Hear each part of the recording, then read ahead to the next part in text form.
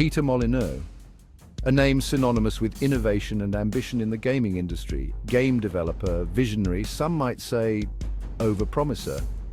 His career has been a rollercoaster of groundbreaking ideas and unmet expectations. He's known for creating games like Populous and Black and White.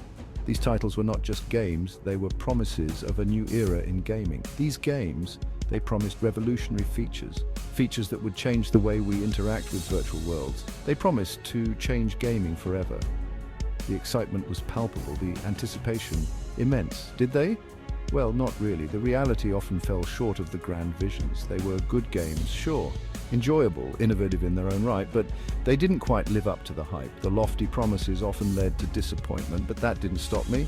The drive to innovate, to push boundaries was always there. I always had a new idea, a new promise. Each project was a chance to redefine what games could be.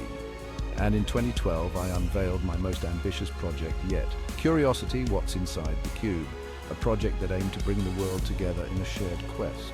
The concept was simple yet profound.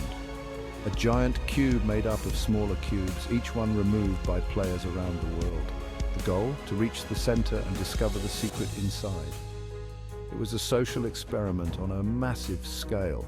Players from all corners of the globe participated, driven by curiosity and the promise of a life-changing reward.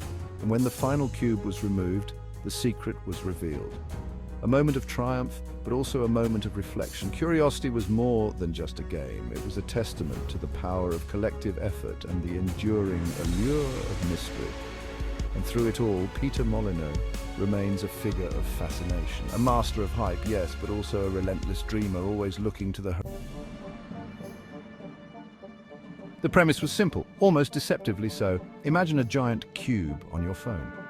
A cube that seemed ordinary at first glance, but held a promise of something extraordinary. Now imagine millions of people all tapping this cube. Each person from different corners of the world united by a single purpose. Each tap chipped away at the cube, layer by layer. It was a collective effort, yet deeply personal. Every tap brought us closer to the unknown, the goal. To be the last one to tap, to see what's inside. The anticipation was palpable, the excitement contagious. What was inside? Molyneux remained tight-lipped. The mystery deepened with every passing day. He hinted it would be life-changing, something you'll never forget. A reward so profound it would alter the course of your life. He knew how to pique our curiosity. With every hint, every cryptic message, our imaginations ran wild. We, the players, were hooked. The cube became an obsession, a daily ritual. We discussed strategies, formed alliances, and speculated endlessly about the prize. The community grew, bound by a shared sense of wonder and competition.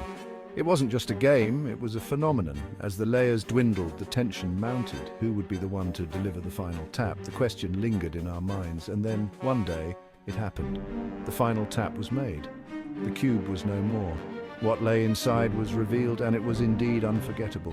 The journey had ended, but the memories and the impact of that simple yet profound cube of intrigue remained with us forever. The app launched, and the world went nuts. Millions downloaded it. People tapped obsessively. At work, on the toilet, in bed. The cube became a shared global experience. News outlets covered its progress. Theories ran wild. Was it $1 million? A meeting with a celebrity? The meaning of life itself? The hype machine was in overdrive, and we were all willingly fueling it. Days turned into weeks. The cube shrunk. The layers peeled away. The tapping intensified. Then it happened. One man from England made the final tap. His name, Brian Henderson, an ordinary guy thrust into the spotlight. He had won the right to see what was inside the cube. The world held its breath. What awaited Brian inside? What life-changing secret was about to be revealed? Section 5, the big letdown. Brian entered the cube, and what did he find? Was it fame and fortune, a profound secret of the universe? No, it was disappointing, anticlimactic. He became a digital god in a video game being developed by Molyneux's studio. He got to design a part of the game's universe and receive a portion of its profits. Not exactly life-changing for most, was it? Section 6. A life changed? Brian was excited, sure. He got to be a part of a video game, which was probably cool for him, but the rest of the world, we felt cheated. We had been promised the moon. We got a lump of space rock. The backlash was swift and brutal. Molyneux, the master of hype, had finally gone too far. He had overpromised and underdelivered on an epic scale. Section 7. The aftermath. Curiosity faded. The app died down. People moved on.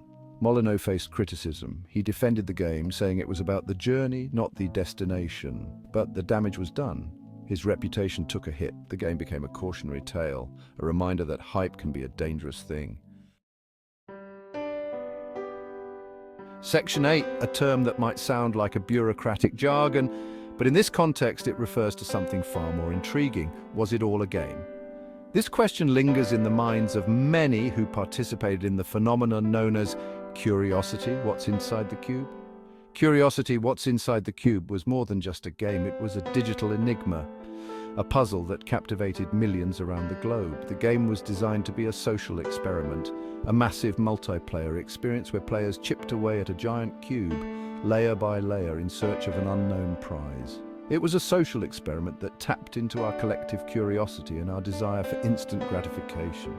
The game was a commentary on our obsession with instant gratification, showing how easily we can be drawn into the allure of the unknown.